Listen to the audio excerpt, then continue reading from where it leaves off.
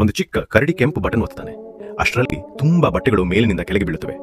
ಆ ಕರಡಿ ಎಲ್ಲ ಬಟ್ಟೆಗಳನ್ನು ತೆಗೆದುಕೊಂಡು ವಾಷಿಂಗ್ ಮಷಿನ್ ಒಳಗೆ ಹಾಕುತ್ತಾನೆ. ತನ್ನದೇ ಬಟ್ಟೆಗಳನ್ನು ತೆಗೆದು ಅದರಲ್ಲಿ ಹಾಕಿಬಿಡುತ್ತಾನೆ. ಆದ್ರೆ ಹೊರಗೆ ಹೋಗೋಕೆ ಮುಂಚೆ ತನ್ನ ಕೆಂಪು ಸಾಕ್ಸ್ ಕೂಡ ಹಾಕಿದ್ನೆ ಅಂತ ಅವನಿಗೆ ನೆನಪಾಗುತ್ತೆ.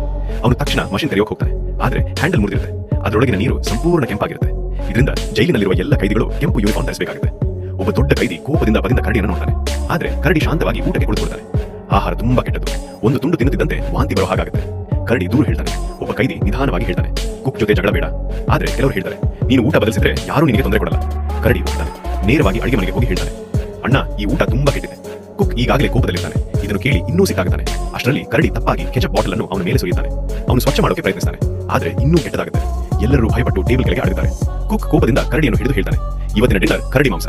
ಕರಡಿ ಭಯದಿಂದ ನಡುಗುತ್ತಾನೆ. ಆ ಕ್ಷಣದಲ್ಲೇ ಒಂದು ಬ್ರೆಡ್ ತುಂಡು ತೆಗೆದು ಮೂವಿ ಎಕ್ಸ್ಪ್ಲನೇಷನ್ಗಾಗಿ ನಮ್ಮ ಚಾನಲ್ ಅನ್ನು ಸಬ್ಸ್ಕ್ರೈಬ್ ಮಾಡಿ ಹಾಗೂ ಫಾಲೋ ಮಾಡಿ.